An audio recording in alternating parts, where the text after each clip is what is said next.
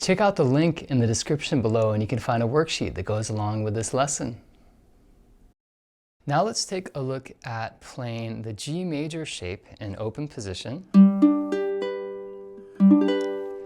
Now, one thing as we're looking at CAGED shapes, actually it's C, A, G, F, and D, taking those open chord shapes on the ukulele and moving them around to other places so that we can play a huge number of chords in any position that we desire.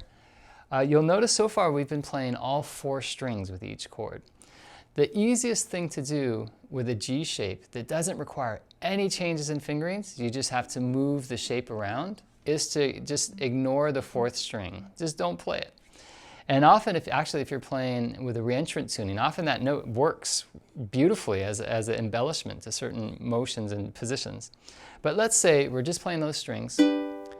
Our root, the important note here, is on the 2nd string. That is the note G. So if we wanted to play an A chord, if you can find the note A on the 2nd string and play that particular shape, there's an A chord. A, B, C. What if I move up to the 8th fret with my 3rd finger and play the G shape? So 7, 8, 7. There's a C chord.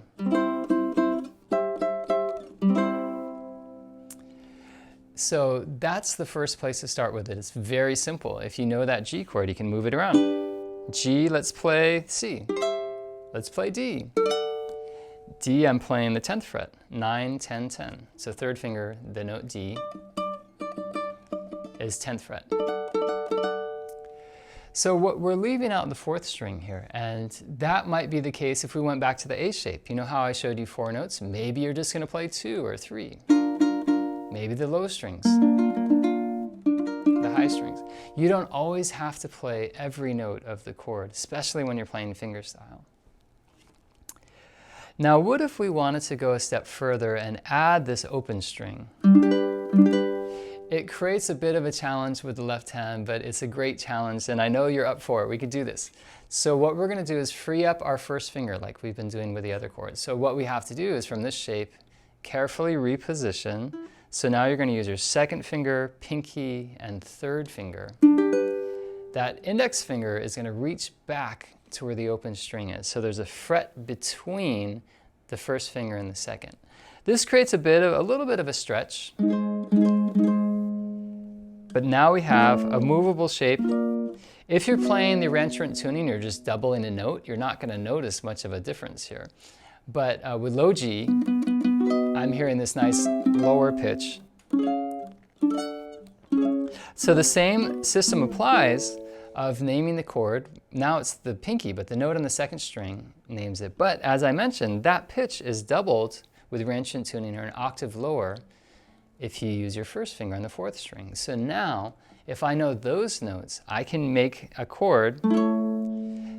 What's the 2nd fret of the low string? We have G.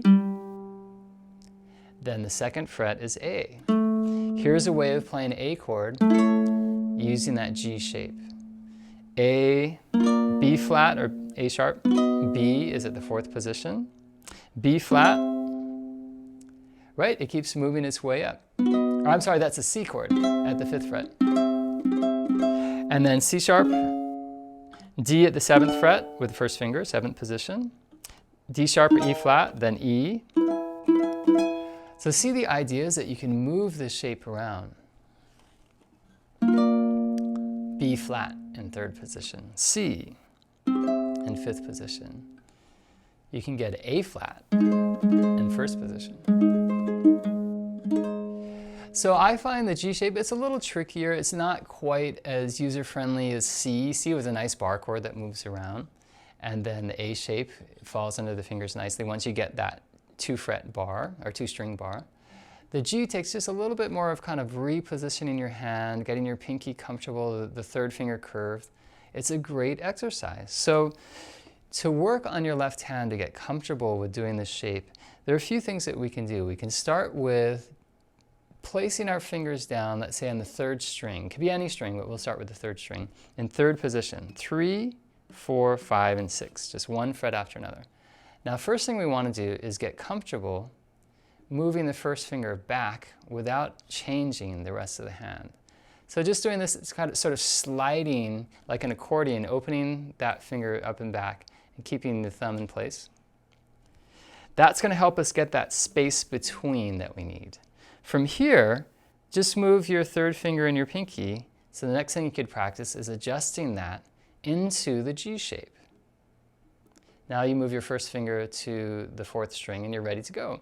So it's not that far from a chromatic scale position. If you did this on the fourth string, it would make a lot of sense too. First finger down, second finger up one string, readjust, third finger and pinky, and there's that chord. So work on that exercise to try to get flexibility and relaxation with your left hand. And that is the G shape.